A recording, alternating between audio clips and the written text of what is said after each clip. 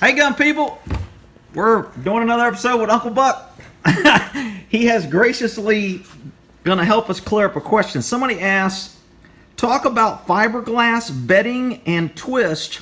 Also, micro grooving has patented by Marlin. And I'm not sure, Buck doesn't think it's patented, but it's the process. So we'll let him explain it, and we're going to discuss those topics. And I'll ask the stupid questions because I don't know anything about it. Okay, first off, we're going to start with the Remington 700 ADL stock, and I'm going to show you what it looks like. This does not have any extraordinary bedding processes to it. They do put a small, it looks like that, let me check and see if that's metal. Yeah, they did put a small metal ring in here to help keep the wood from being crushed at the point in which the forward screw goes into the receiver. That's usually right along the recoil lug. There is not one, however, at the back of the rifle on the Remington 700 ADL. Now, and that screw basically just supports that little groove, that metal insert? The insert supports the screw to keep it from being crushed, crushing the wood as much. It has a larger surface area than the head of the screw itself. Why is that important? Well, let's go back to 1898. There was a guy named Paul Mauser, and he developed what was called a 98 Mauser. This is one of his stocks that was used during World War I and before, and up through World War II. I would like to point out a couple of things of this. The bedding area, as we know it, is the part inside the channel itself and in the receiver. And located right about here is a small metal plate, which is inlaid into the stock, and that is the recoil lug upon which the recoil of the weapon, when the round fires, and this is what the recoil lug looks like on the bottom of a Mauser action. This is the part that keeps the action from coming out and smacking you right in the forehead when you fire the rifle, because of the So there's two screws that hold the barrel into the stock. That's right. One's in the front, one's in the back. They put basically a steel recoil shoulder to offer strength, and there's actually a metal screw that goes completely through the stock from side to side, so that part is replaceable. And in the aft end of the stock, at the rear tang, there's a screw that goes through and holds the trigger guard on. Well, the trigger guard assembly, as most people know, has got a hole in the front and a hole in the back, and it's attached to the stock, or to the receiver like this, and held on by two screws, one in the front and one in the back, as we have said. Okay. What this does is it gives you a place to hang the trigger and also a magazine box. So the question was, talk about glass bedding. What does that do for us? Glass bedding was able to take you from a stock that has no reinforced bedding area like this Remington 700 ADL, and in this case it had someone has inlet a steel block and then glass bedded it in. That's not one of my jobs. That's a minimal glass bedding job. I normally, when I glass bed a stock, I like to have the glass bedding come up about 3 inches to bed the entire area at which the stock makes contact with the chamber. In other words, I will glass bed from here to about here, free float it the rest of the way. Free floating enables the barrel to vibrate in a manner which is not affected by stock swelling from water, from the grains of the wood, or any kind of thing like that. So if you get the gun wet in a rain shower, it doesn't shoot a different place than it did when it was dry. If it's free floating, if it's touching the barrel, it can affect it. If it's touching the barrel, because this was cut from a live tree, you can see this particular, the owner had decided to free float this and opened it up so that when you put the action back in the stock, the barrel does not actually contact the wood. Because the grain of the stock can be to right, left, up, or down, as the humidity changes, wood being a organic material can change. It can actually bend and warp and go up. If it goes up, it puts up pressure on the barrel, and guess what? Changes point of impact. Your points of impact start stringing vertically as it gets hot. And that's why I've heard that synthetic or plastic doesn't have that change in moisture and cold, correct? Right. This is a Remington 700 short action Bell & Carlson carbon fiber stock. It does not have any bedding. Any in particular bedding on it. They don't put steel in there. Why? Carbon fiber is strong enough to withstand the torque that you put on the forward and aft trigger guard screws without causing any undue pressure on the receiver. It's very important that you have symmetric pressure forward and aft on a receiver, because, particularly on a free-floated barrel, because you've got this. Hang on, let's put it back in the stock.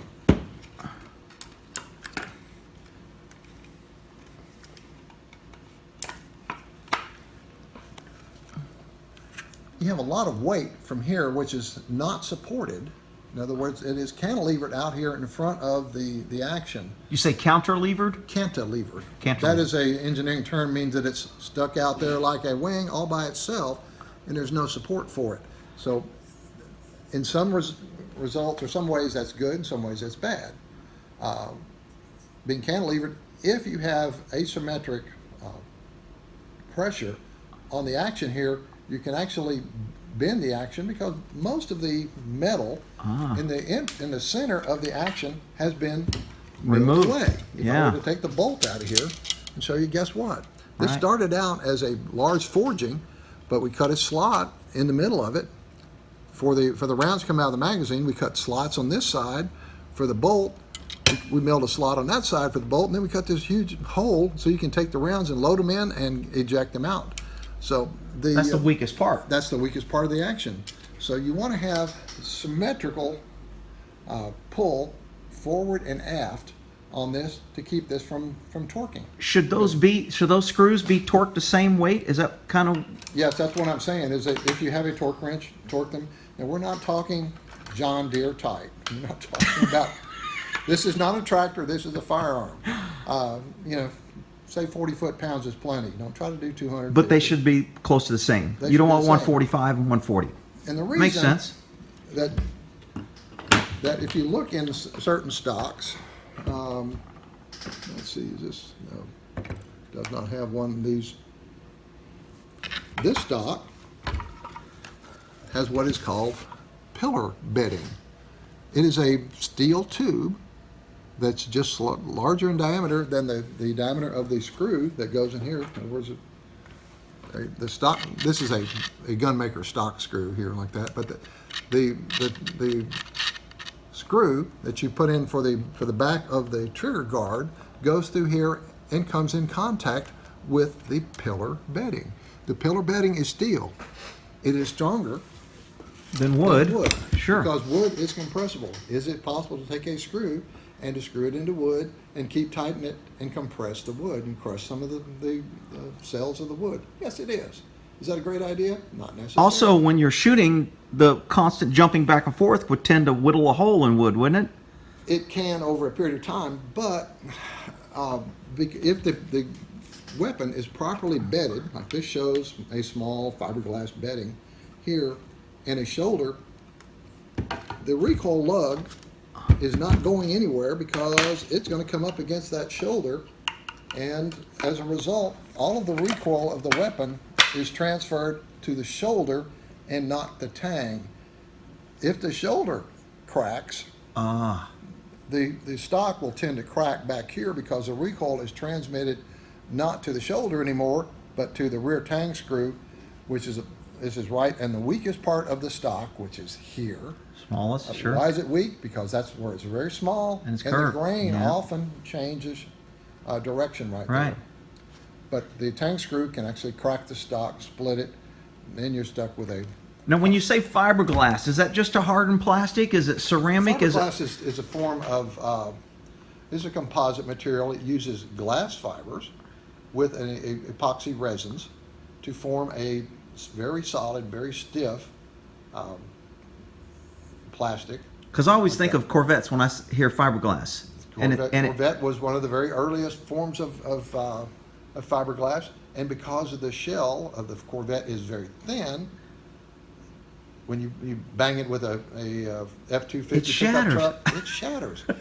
That doesn't happen on all fiberglass because this fiberglass is just basically in compression. It doesn't come into shear, which is what happens. Shear was happen when somebody runs in the side of your Corvette and breaks your thing. That's known as shear. Compression's a little bit different thing.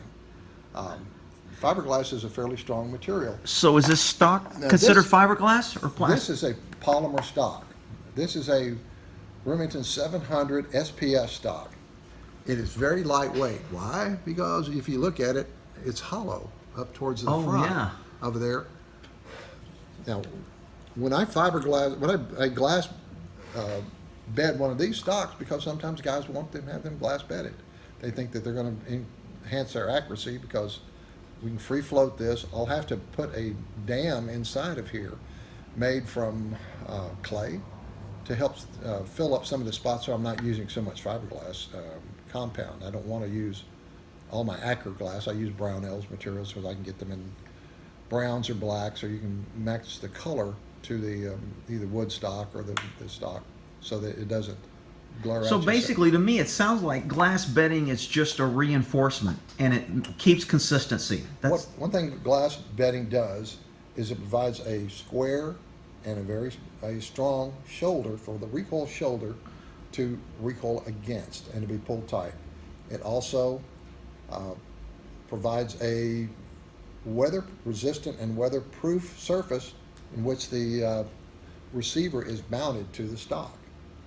Now, if you glass bead a wood or bed a wood stock, you still have the potential for the forend to move and make contact with the barrel. okay. We're starting back up. Okay, we've talked about barrel harmonics. Again, by having a rigid mounting system between the stock and the barrel, you've made this more rigid, and so you have less induced harmonics than if the action is wallowing around and moving in the stock when you fire it, accuracy is going to be degraded. Paul Mauser knew that 120 years ago. So, like I said, this is a 98. Oh, shit. This is an 1898 stock. We're in 2018, so that stock is 120 years old. And he was reinforced, but he used metal instead of fiberglass. That's because they didn't have fiberglass Right. back in 1898. They had gutta percha and yes, they had some forms of early plastics, but they were not easy to work with, and it was just easier for them to use steel. So glass bedding then does make a gun a little more accurate because it reduces vibration and maintains consistency. Would that be? Yes, that's a safe thing to say. Okay. It has repeatable accuracy. In other words, you're going to be able to pick up the gun 6 weeks from now and take it out and shoot it, and it's going to be the same. Even though today's hot and dry where we are, it's 85 to 90 degrees, and the humidity is relatively low. 6 weeks from now, it might be raining and foggy and 65 degrees. Right. The metal at 65 degrees will be smaller than it was at 90. The wood in a higher humidity can get bigger. And so different things can happen on firearms, and that can affect accuracy. But you want to try to cut down the number of variables to. Now he mentioned twist, fiberglass bedding and twist. How is that connected? They're not really related. He probably has a question about barrel rate of twist, and as we have talked in a previous Uncle Buck series. videos, their bullets require stabilization by a rate of twist. 1 in 12, 1 in 8, or Yeah, if you kind got just a second, I'll get it. And we're back. He got a bullet. I'm a hands-on guy, and I like to Yeah. use. I know. I like it too. So, anyway, this is from a 20 millimeter round, and to stabilize this in flight, it's necessary to have the rifling impart a spin to this. And the revolutions per minute on these spins are really incredible. Most people never talk about it. They talk about the velocity. Say, well, this round is 4,000 feet per second. It's great. How many RPM is it turning?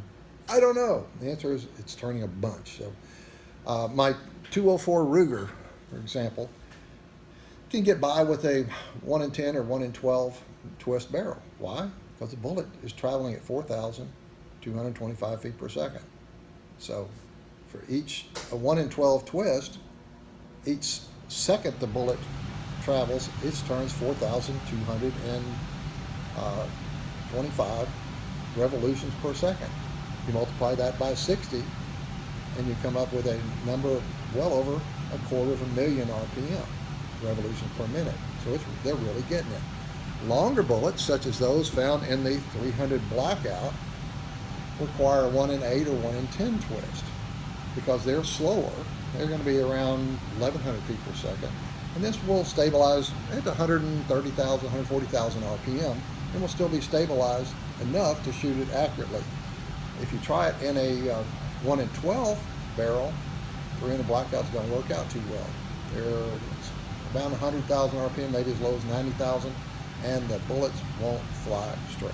They tend to want to tumble, and that's bad juju. So the lower the twist, the faster the bullet spins. A 1 in 6 is Correct. faster than a 1 in 12. That's the rate. Well, yeah, a 1 in 6 is twice as fast as 1 in 12. Correct. Okay. Round balls back in the day were around a 1 in 72 inches. So that Wow. you take a 36-inch barrel with only have a half a twist in it. Wow. So that's not much of a twist. It didn't require much to stabilize a round barrel, a round ball. Right. The longer the bullet is, the faster the rate of twist. This 20-minute Mike bullet is fairly long, it's fairly heavy, and I'm going to guess it's probably 1 in 12 rated twist, but it's fast because it comes out of a cannon round. So it can be stable out to 6,000 yards. And how does bedding have anything to do with that? No, it doesn't? Bedding really doesn't have much to do with the rate of twist, because the rate of twist is just going to affect the stability of the bullet and the long-range accuracy of the bullet. Okay. When you're talking about spinning objects, you have to talk about the gyroscopic effect. You have to talk about, in long-range shooting, you also talk about the Coriolis effect, the latitude, the longitude, the elevation, the angle of declination. There's about 40 things that affect how a bullet flies. Wind is only one of them. For example, if you were in a really, really super fast jet car, you're traveling 4,000 feet per minute or per second. That way, you're doing 300, you're Mach 4 or something like that. You're going that way, and you try to shoot at somebody that's coming up behind you. Guess what? It doesn't work, because this bullet can only go 4,000 feet per second with its impulse, and if you have a negative impulse of 4,000, as you fired, the bullet would basically just drop. That's a great concept. Yeah. Drop, because it's not going to go back there. Right. No. Other way around, you're doing Mach 4, and you're coming at somebody, and you shoot this thing at 4,000 feet per second. That bullet is now going to be around Mach 8. It's ripping and zipping. So I've got a friend, Hans Hanley, shot down in MiG-17, and he was the only guy ever to do something supersonic with some of these things. He shot down a MiG over North Vietnam in aerial combat, and using basically TLAR method, but that looks about right, because the TLAR, I call Kentucky windage, is that? That looks about right. Okay. Whereas this MiG was breaking up here, and he was pulling through him, and just as the MiG came and crossed where his nose was going to be, he started firing, and the MiG flew right into his rounds. And you got a poster over there. I'll try to clip it in if I remember to make a picture of it. I do. And that's nice. Hans is a great guy to talk to. He's a F-4 pilot, F-15 pilot, and a Patriot. And he likes guns also. So Gotta love it. I always throw some good thoughts his way, because he's one of my heroes. So. Well, I'll definitely cut that in. And hey, Buck, I mean, my guys love you. They appreciate you. I put the link to your books and to your Facebook. I'm not a big reader, but most people that have read his books have good things to say about him. And I mean, what do you call it? Fiction or faction? We call it faction. Faction. We mix historical fact with fiction. We tell stories. And you say we, I think Kenny Farmer's your buddy? Or? Ken writes some of the books with me. Okay. I'm the lead guy on our military action stuff, and Ken's the lead guy on some of our Western stuff, but I'm also have my own guns or books that involve a lot of shooting, a lot of action in my Civil War stuff that I'm the sole writer of. So I'm presently writing about Bass Reeves, who is kind of thought to be the prototypical U.S. Marshal. He was the first black U.S. Marshal west of the Mississippi and worked out of the Oklahoma offices and up in Oklahoma territories, out of the offices in Fort Smith, Arkansas, under the hanging judge. And he's an interesting guy, and what I'm presently writing about is his story during the Civil War when his master was a colonel in the Confederate Army. And Mr. Reeves and his master, which was George Reeves, had a little fisticuffs in the tent one night, and George stood up over the unconscious body of his master and goes, "Oh my God, what have you done? You're in a Confederate Army camp and you just beat the hell out of a Confederate colonel. They're going to hang your ass in the morning." And he decided to depart the premises post-haste. And became a U.S. Marshal? And he ran away from slavery, went to live with the Indians for several years, and then was a tracker for the United States military, and then became a U.S. Marshal. Oh, cool. Interesting story. Wow. The guy never learned to read and write. And that you're working in that now. That hasn't come out. On that. What's the title? Do you know the title? No Time to Die is the title. No Time to Die. That's right. All right. Well, hey, thanks for this, Buck. Appreciate it. And we'll end that there. See you, Gun People.